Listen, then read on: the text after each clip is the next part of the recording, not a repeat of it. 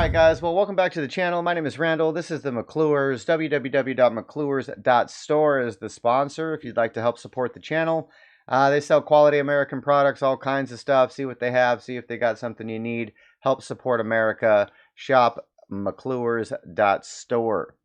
Alright, we're live on Rumble as we are Monday, Wednesdays, and Fridays, 3:30 to 5:30. So if you'd like to hang out and participate in the live, feel free to stop by. We're checking out something interesting today. One of my supporters, Amik619, who is also on SoundCloud. If you want to go listen to some rappy rap, you can check out a white boy on SoundCloud.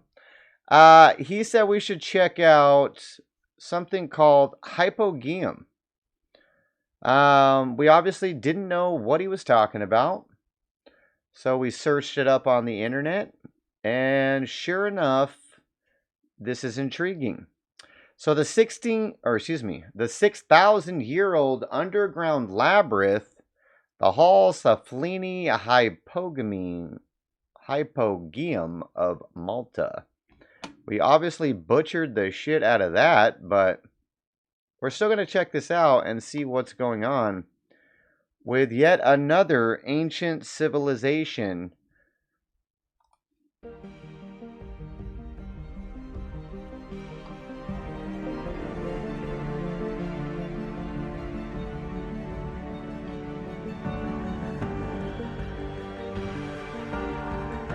Hello everybody, and Hello. welcome to Ancient Architects.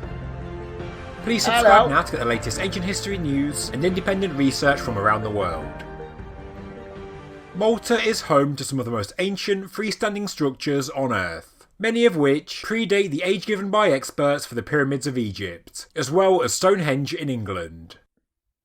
Located in Paola in Malta, the Hypogeum of Hal Saflieni is considered the oldest prehistoric underground temple in the world. It is a truly ancient structure dating back to 4000 BC.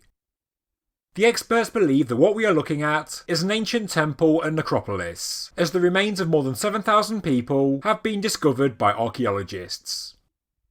Amazingly, it was discovered by accident back in 1902 when workers...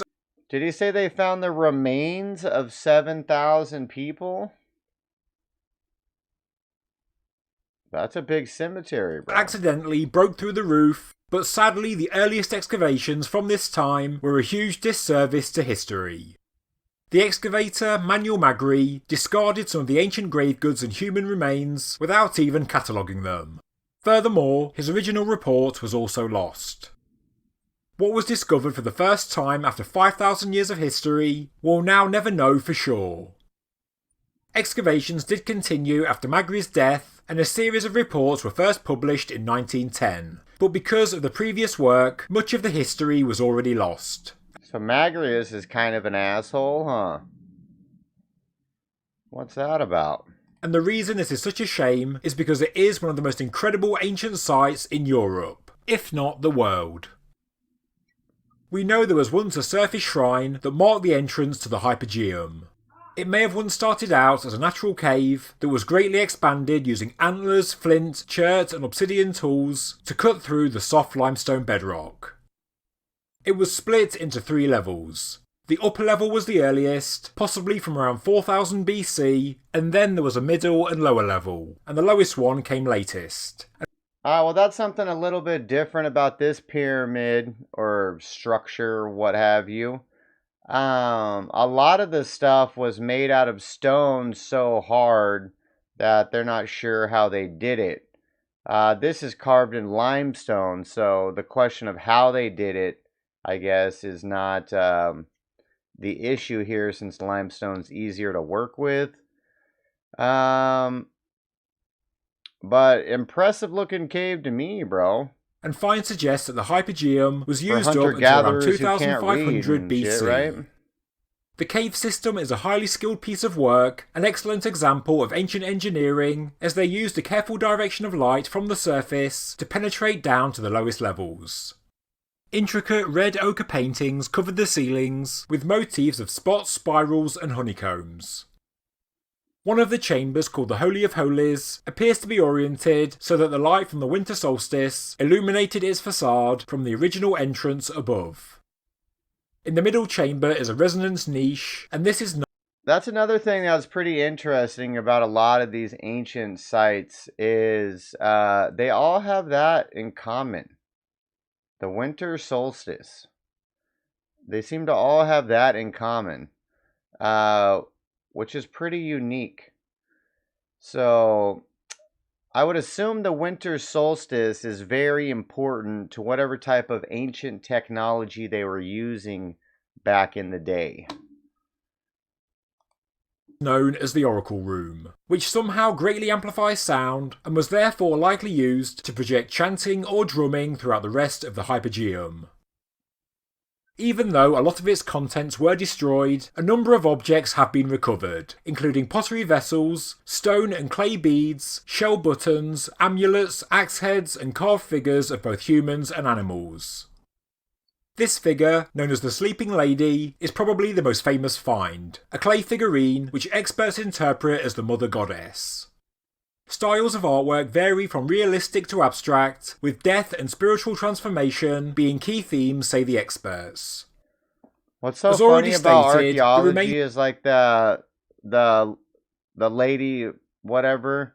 They're like, yeah, we think this represents Mother Nature, and they were God praying. For all we know, that was a kid's toy carved by his father.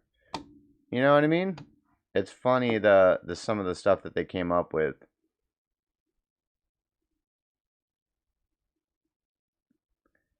So Meek says we all came from older civilizations that understood the importance. It takes a lot of knowledge to make that happen. Yeah, I don't buy the whole cavemen throwing spears thing, bro. Of more than 7,000 people were recovered, and most of the skulls were taken bullshit. to the National Museum. A number of them had the famous elongated shape and were similar to the priestly skulls of ancient Egypt, which has made some people speculate that the two cultures could have had a common source. The entire structure is underground, carved from the natural limestone bedrock, and has a system of halls and chambers in a complicated labyrinth-like layout over 3 levels. The middle chambers look stylistically similar to the megalithic temples found across Malta. This middle level contains what is known as the main chamber, a roughly circular room with a number of trilithons but with walls washed with red ochre. Inside this room was found the Sleeping Lady statue, and it may have been a tomb for someone of very high importance. The central structure of the Hypogeum is certainly the Holy of Holies, being oriented towards the summer solstice, which illuminates its facade. No bones were discovered inside this room, and therefore it may have once been a temple, a holy site surrounded by tombs. The main feature of the room is a porthole within a trilithon-like structure, which is 2 large vertical stones which framed a larger trilithon and yet another larger one after that. Something hard to describe but amazing to see.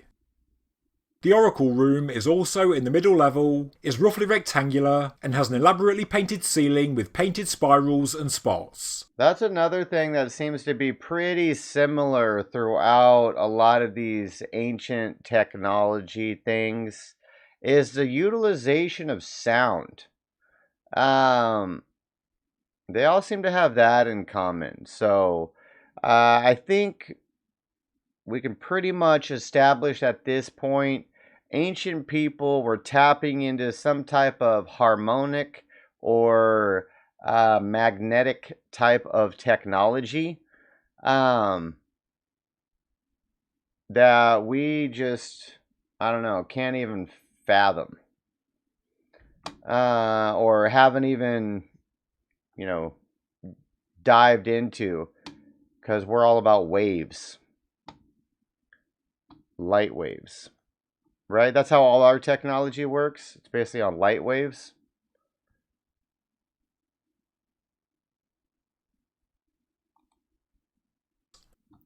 As already stated, any vocalization made inside this room produces a powerful acoustic resonance that can be heard throughout the Hypogeum. The upper level, which was the first to be created, is just 10 metres below the surface, containing many chambers where bones were discovered. Many, if not all of the chambers on this level were likely tombs cut into the natural bedrock. The lowest level contained no bones or offerings, only water, and some suggest it may have been used as a storeroom, possibly for grain. The Hypogeum is a truly magnificent site, older than the official date of the Egyptian pyramids and even the first dynasty of Egypt, and it has a carefully and skillfully engineered system of caves, which clearly... That's true. These ancient civilizations definitely utilize their resources better than we do, for sure. Clearly had spiritual significance, as well as being tombs for the dead. It is the only known European example of a subterranean labyrinth from 4000 BC, and the quality of the architecture, as well as the remarkable state of preservation, truly makes it one of the world's most incredible prehistoric monuments. That's definitely very interesting. I think I would like to do maybe some more research into that and get some more details. That's a ripped ass old dude, for sure. But yeah, check out Ancient Architects website, YouTube page, channel, whatever you want to call it. Go show this guy some love. Put together a pretty good video that we were able to take advantage of on the live and check out. Appreciate you supporting the channel. Links in the description. We are live Monday, Wednesdays, and Fridays, 3:30 to 5:30 if you want to hang out. I appreciate it, guys. Take care. Let me know what you think on that one. Interesting stuff. Interesting stuff, for sure.